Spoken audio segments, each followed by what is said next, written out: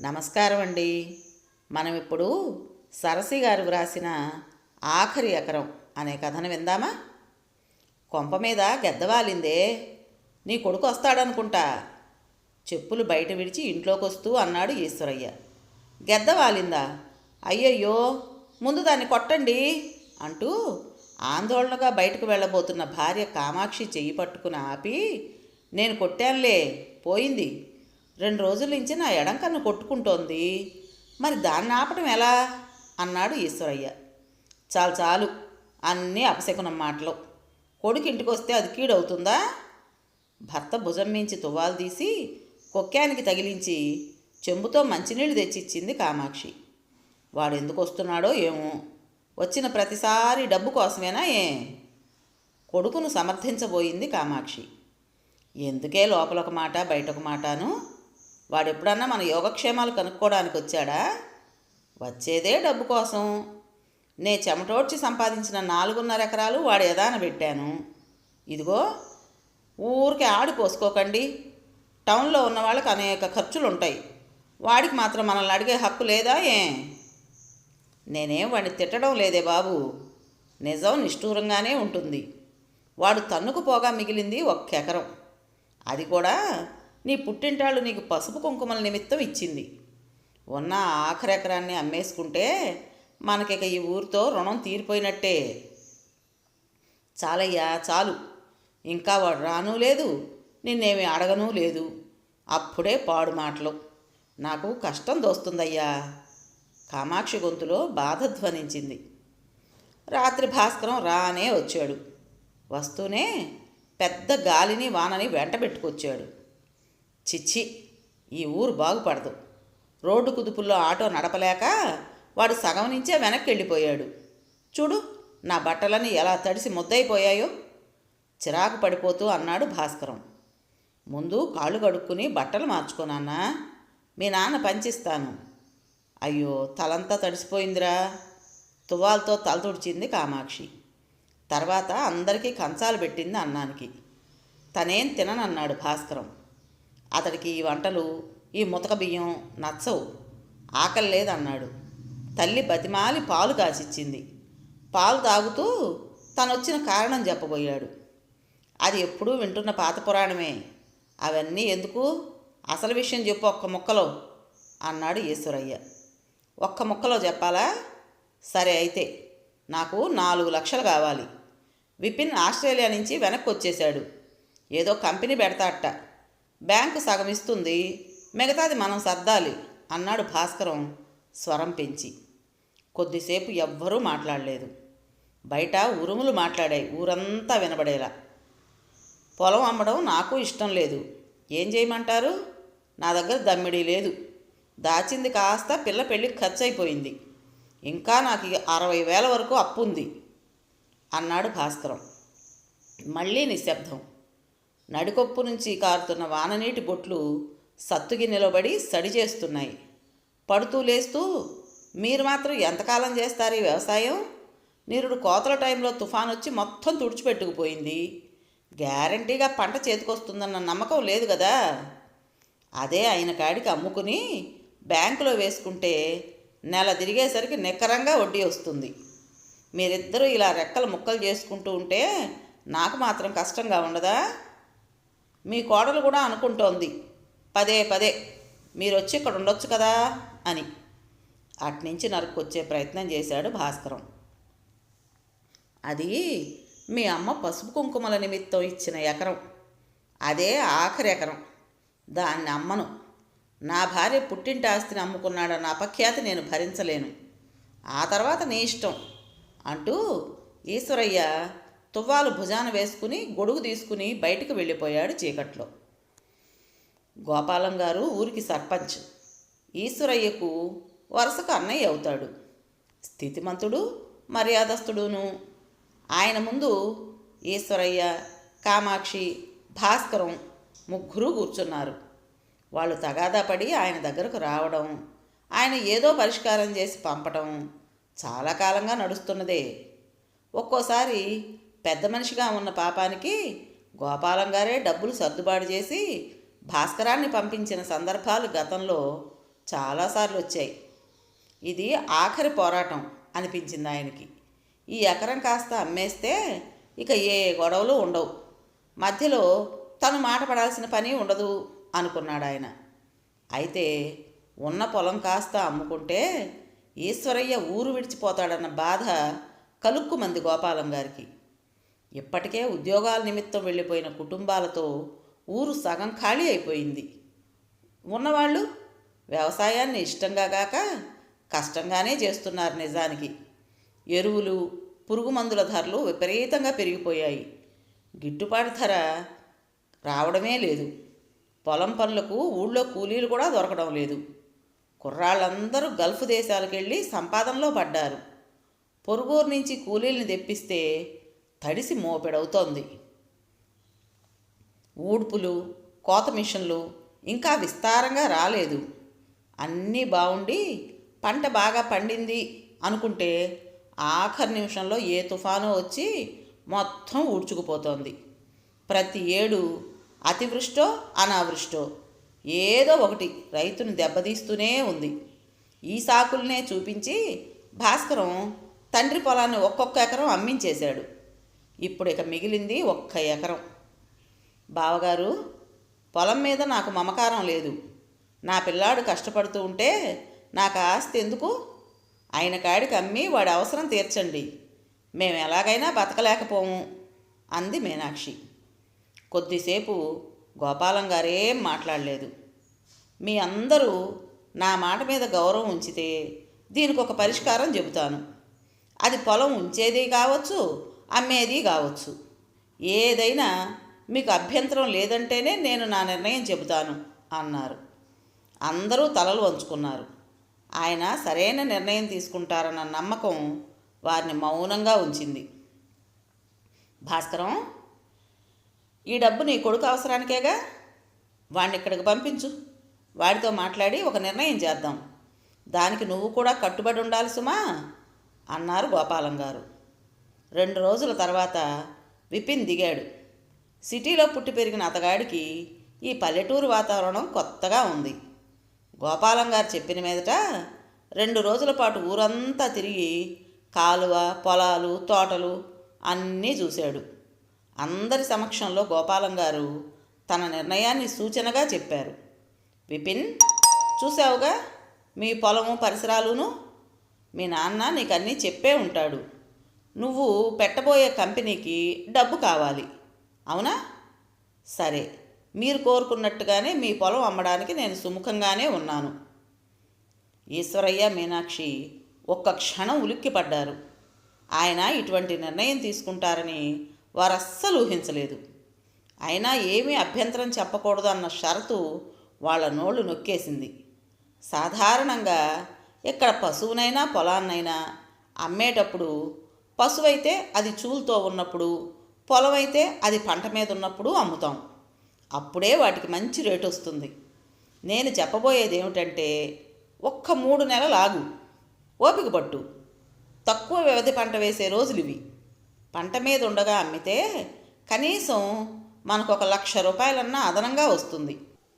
పైగా అందరి చేతుల్లోనూ డబ్బులు ఆడే రోజులు అవి అన్నారు గోపాలం గారు. విపిన్ తలూపాడు. కొద్దిసేపు ఆలోచించి తనే అన్నాడు, నిజానికి ఇప్పటికిప్పుడే అంత డబ్బు అవసరం లేదు కూడా. లాభం వచ్చినప్పుడే అమ్ముదాం. అంతవరకు ఆగుదాం తాతగారు. భేష్, అయితే ఒక షరతు. దానికి నువ్వు ఒప్పుకోవాలి. ఆ పంట నువ్వే పండించాలి. ఇక్కడే ఓ 3 నెలల పాటు ఉండి. విపిన్ ఫక్కున నవ్వాడు. నాకేం వచ్చు వ్యవసాయం? నువ్వంటే నువ్వే పొలంలోకి దిగక్కర్లేదోయ్. మేమంతా లేమా నీకు సలహాలు ఇవ్వడానికి? నా ఉద్దేశం ఏమిటంటే, మీ తాతకిది ఆఖరు పంట. ఆయన ఇప్పటికే పొలం దూరం అయిపోతోందని కుంగిపోయాడు. పంట మీద ఇంకేం శ్రద్ధ పెడతాడు? కాబట్టి నువ్వు నడుం కట్టుకోక తప్పదు. నీకు కూడా ఇది ఒక కొత్త ఎక్స్పీరియన్స్. సరే తాతగారు, నేను కూడా ప్రస్తుతం ఆఫీస్కి వెళ్లకుండా వర్క్ ఫ్రమ్ హోమ్ చేస్తున్నా. ఆ చేసేదేదో ఇక్కడి నుంచే చేస్తా. ఊళ్ళో ఇంటర్నెట్ కూడా బాగానే పనిచేస్తోంది. అయితే అంతా అయ్యాక మీరు వేరే ఏదో కారణం చెప్పి కాదనకూడదు. మంచి రేటు చూసి పొలం అమ్మి పెడతానంటేనే ఒప్పుకుంటా అన్నాడు విపిన్. అమ్మించే పూచి నాది, సరేనా అన్నారు గోపాలం గారు. 30 రోజుల్లో ఇంగ్లీష్ నేర్పబడును, 6 నెలల్లో అరవం నేర్పబడును అంటూ నేర్పేది కాదు వ్యవసాయం. రోజు పొలం వెళ్ళాలి, ఏ సమయంలో ఏ పని చేయాలో తెలుసుకోవాలి, ఇక్కడి పరిస్థితుల్ని అవగతం చేసుకోవాలి. దేశం అంటే మట్టి కాదోయ్ అన్నట్టు వ్యవసాయం అంటే కేవలం చేలు, గట్లు, కాలువలు మాత్రమే కాదు. రైతు, కౌలు రైతు, వాళ్ళ బతుకులు, పురుగు పుట్ర, ఇదొక కొత్త జీవితం. కావాల్సిందల్లా తెలుసుకోవాలన్న ఉత్సుకత. దీన్నేదో నీ తల మీద బలవంతంగా రుద్దినట్టు కాకుండా ఉత్సాహంతో చెయ్యాలి అన్నారు గోపాలం గారు. విపిన్ సంతోషంగా అంగీకరించాడు. ఒక్క 3 నెలలేగా, చేద్దాం సరదాగా అనుకున్నాడు. పంట బాగా పండితే 1,00,000 వరకు ఎక్కువ వస్తుందన్న తాతగారి మాటలు అతడి చెవికి పదే పదే వినిపించసాగాయి.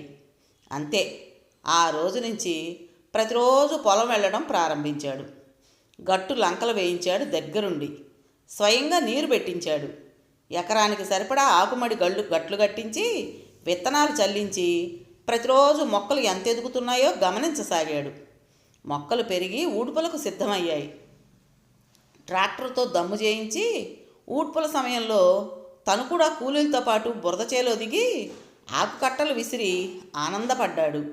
చేను ఏపుగా పెరిగి పచ్చగా కళకళలాడుతున్న రోజుల్లో ఒకనాడు గోపాలం గారిని తీసుకొచ్చి పొలం చూపించాడు విపిన్. తాతగారు, మీకు తెలుసా, రోజు ఈ మట్టి నాతో మాట్లాడుతోంది. గాలి చెవుల్లో ఏదో చెబుతోంది. నేను సన్నగా కూనిరాగాలు తీస్తుంటే పచ్చటి చేను డ్యాన్స్ చేస్తోంది. నా మనసులో మాట చెప్పనా, రోజు పొలం వస్తూ ఉంటే ఎంత ప్రేమ కలుగుతోందంటే ప్రియురాల మీద కూడా అంత ప్రేమ కలగదు అంటూ ఉత్సాహంగా గడగడా చెప్పేసి వెంటనే సిగ్గుపడిపోయాడు విపిన్. సారీ తాతగారు, సంతోషంలో మీతో ఏం మాట్లాడుతున్నానో కూడా తెలియలేదు అన్నాడు తల వంచుకుని. గోపాలం గారు నవ్వుతూ విపిన్ భుజం మీద చెయ్యి వేశారు.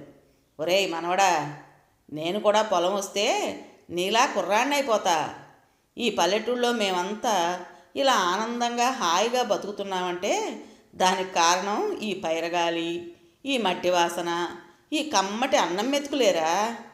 ఇవి ఎవరో చెబితే అర్థమయ్యేవి కాదురా, స్వయంగా అనుభవించేవి. ఈ అనుభవానికి కూడా పెట్టి పుట్టాలి. నీకు ఆస్వాదించే గుణం ఇచ్చాడు దేవుడు, అందుకే అనుభవించగలిగావు. విపిన్ తల మీద ప్రేమగా నిమిరాడాయన. ఆ మర్నాడు విపిన్కి ఓ మెసేజ్ వచ్చింది. కంపెనీ రిజిస్ట్రేషన్కి 2 రోజులే సమయం ఉందని. సిటీకి వెళ్ళి 50,000 రూపాయలు కట్టి తిరిగి వచ్చాడు విపిన్. ఆ ఏడు పంట విపరీతంగా పండింది. ఊళ్ళో రైతులంతా ఉత్సాహంగా ఉన్నారు. అందరికంటే విపిన్ పొలం మరింత బాగా పండిందని ఊరంతా చెప్పుకోసాగారు. ప్రతిరోజు పగలంతా పొలంలోనే గడిపి రాత్రిపూట తన ల్యాప్టాప్ మీద పని చేసుకుంటూ వచ్చాడు విపిన్. 4-5 రోజుల్లో ఊరంతా పంట కోతలు ప్రారంభిస్తారనగా ఓ రోజు రాత్రి గోపాలం గారు అన్నారు విపిన్తో, అబ్బాయ్, మన పొలం విషయంలో మనకి మామూలుగా వచ్చే ధర కన్నా 1.5 లక్షలు ఎక్కువ ఇవ్వడానికి ఒక షావుకారు ముందుకొచ్చాడు. పుష్కలంగా పండిన పంటకి వాడి కళ్ళు చెదిరుంటాయి.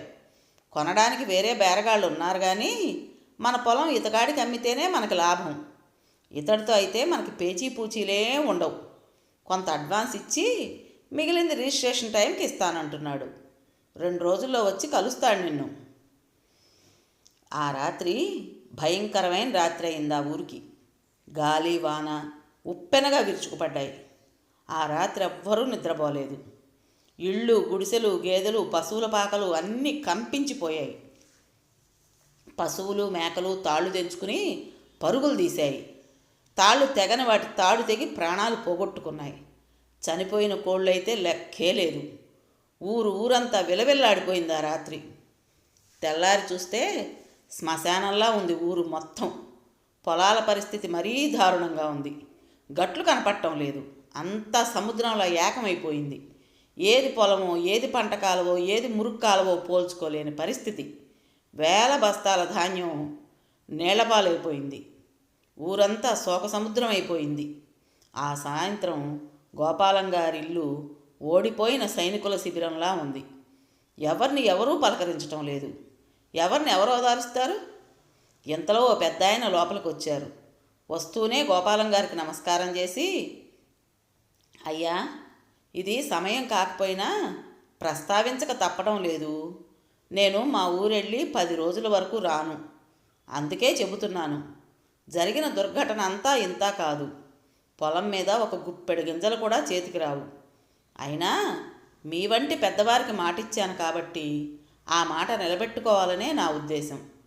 పంట ఉండగా పొలానికి ఎంత రేటు ఇస్తానన్నానో అంతా ఇవ్వడానికి సిద్ధంగా ఉన్నాను. మీతో మాట తేడా రాకూడదనే ఇలా నిర్ణయించుకున్నాను. ఇదిగో 5 లక్షలు, మిగిలిన సొమ్ము రిజిస్ట్రేషన్ నాడు ఇస్తాను అన్నాడు. అందరి మొహాల్లో ఆనందం విరిసింది. పంట నష్టం నుంచి బయటపడ్డాం అనుకున్నారు ఈశ్వరయ్య, మీనాక్షి. ధన్యవాదాలు షావుకారు గారు. మీరు పెద్ద మనుషులు కాబట్టే మాట మీద నిలబడ్డారు. ఈ డబ్బు నాకు కాదు, మా విపిన్ చేతికివ్వండి. అవును, విపిన్ ఏడి? అడిగారు గోపాలం గారు. ఇక్కడే ఉన్నాను తాతయ్య. షావుకారు గారు చెప్పిందంతా విన్నాను అంటూ లోపలికి వచ్చాడు విపిన్. అతన్ని చూస్తూనే ఉలిక్కి పడ్డారు అందరూ. బట్టలన్నీ తడిసిపోయి బురదగుంట్లో పొర్లాడొచ్చినట్టున్నాడు అతను. తాతగారు, రాత్రంతా ఆలోచించాను. మనం చాలా తప్పులు చేస్తున్నాం. ఇంగ్లాండ్లోనూ అమెరికాలోనూ వాతావరణం ఫోర్కాస్ట్ ఒక వారం ముందే చెబుతారు. అవి ఖచ్చితంగా జరుగుతాయి కూడా. ఆ టెక్నాలజీని, ఆ శాస్త్ర విజ్ఞానాన్ని, ఆ సాధనా సంపత్తిని మనం సంపాదించాలి. వర్షాలు ఎప్పుడు కురుస్తాయో తెలిస్తే ముందే జాగ్రత్త పడతాం కదా.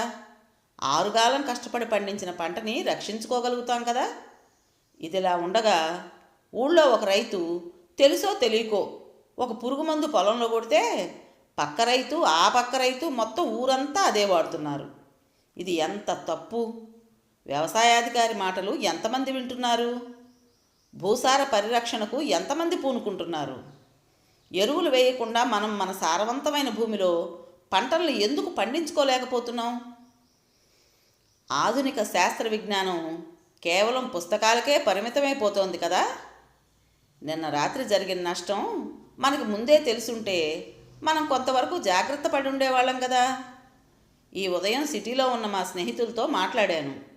4-5 ఇక్కడికి రావడానికి, ఇక్కడే ఉండి వర్క్ ఫ్రమ్ హోమ్ చేసుకుంటూ వ్యవసాయం చేయడానికి ఉత్సాహం చూపించారు. మేమంతా సమిష్టి వ్యవసాయం చేస్తాం. వరదలకి, వర్షాలకి పండించిన పంట కొట్టుకుపోవచ్చు, పడిన శ్రమ నీటిపాలైపోవచ్చు, కానీ భూమి కొట్టుకుపోదుగా. బామ్మ, ఇదిగో నీ పొలంలో మట్టి. నీ పసుపు కుంకుమల కోసం ఇచ్చిన భూమిని అమ్మే హక్కు మాకెవ్వరికీ లేదు. నీ ఆఖరి ఎకరాన్ని 6 ఎకరాలు చేసిస్తా. అందాక ఇదిగో దీన్ని నీ దగ్గరే ముడుపు కడుతున్నా అంటూ తన గుప్పెట్లోంచి మట్టిని తీసి మీనాక్షి కొంగులో వేసి ముడివేశాడు విపిన్. ఆ ముడిని ఆమె చేతుల్లో ఉంచి తన 2 చేతులతో కప్పాడు.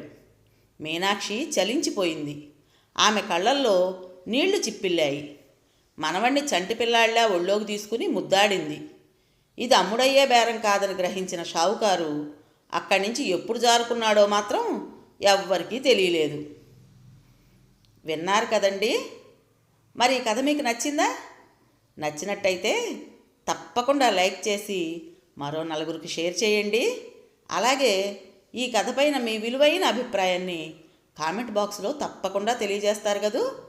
ఇటువంటి మరిన్ని మంచి కథల కోసం కొత్త వాళ్ళు మన ఛానల్ని తప్పకుండా సబ్స్క్రైబ్ చేసుకోండి.